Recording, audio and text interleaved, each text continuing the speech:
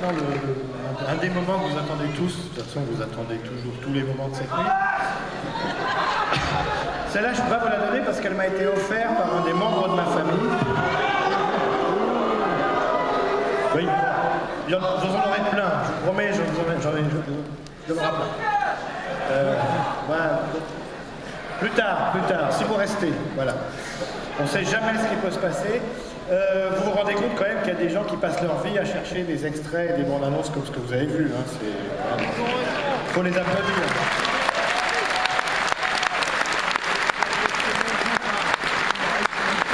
Alors maintenant, vous allez voir le premier long métrage de la nuit, qui est un film américain qui s'appelle Dangerous Man et qui parle d'hommes dangereux. Qui roule en moto et qui porte des slips blancs. Voilà.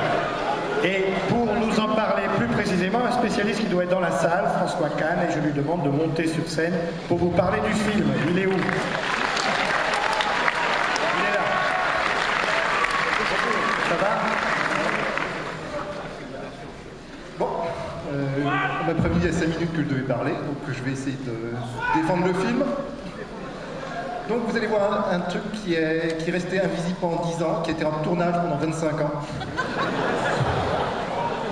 Au départ, il y a un architecte décorateur iranien, qui est un protégé du régime, et qui, au moment de la révolution islamique, est obligé de prendre la fuite avec des tapis persans dans sa valise. Il s'installe aux États-Unis et il a une obsession, faire un film qui aura plus de succès que E.T. Donc il prend le futur directeur photo de Samurai Cop, un label pas fait mal, hein.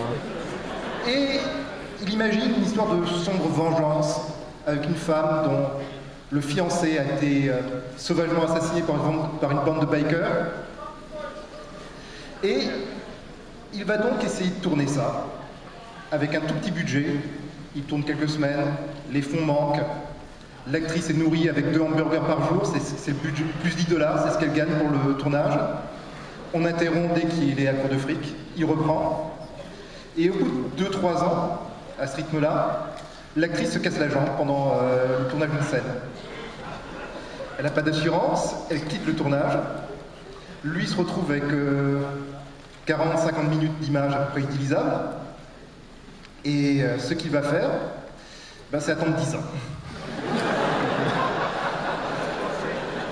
Et là, je ne sais pas s'il a été influencé par le cinéma de Hong Kong, mais il va faire un 2 en 1. Il va se dire, un des personnages, le fiancé assassiné avait peut-être un frère. Et donc, il va raconter l'histoire du frère qui traque des gens qui n'ont rien à voir avec les agresseurs de début. Et ça va être le dernier tiers du film. Sauf que le frère va aussi avoir un petit pépin et être remplacé par un personnage qui n'avait rien à voir avec le reste du film.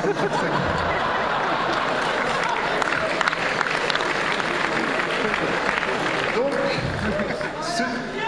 oui, vous le vend très bien, ça je sais. Donc ce film tourné par John Esrad, dont ce n'est pas le vrai nom, il y a un nom qui apparaît en plus long au générique, ce n'est pas non plus son vrai nom, c'est encore un pseudo. Il a fini par le tourner, par le monter en 2005, il a fait la musique, toutes les chansons et tous les morceaux joués au synthé sont de lui. C'était un homme qui avait plusieurs cordes à son arc. Et il le sort, il loue 2 cinémas pour l'exploiter, convaincu toujours que ce film aura un énorme succès. Les gens éclatent de rire dans la salle, pour des raisons que vous comprendrez assez vite. Et lui, il passe encore dans un festival à New York, et il le retire de l'affiche, écœuré par le fait que le public n'est pas encore assez mûr pour découvrir un tel film. Il meurt 2 ans après, la famille préfère oublier ça, en particulier avec une histoire de voiture dont on pourra peut-être parler après. Et au bout de 8 ou 10 ans d'efforts, un petit label a réussi à racheter les droits, à convaincre la famille que ce film serait diffusé en l'honneur de son réalisateur.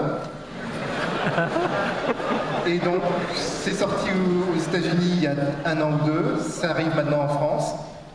Et c'est quelque chose qui est un vrai test d'endurance pour le public, je ne peux pas dire autrement.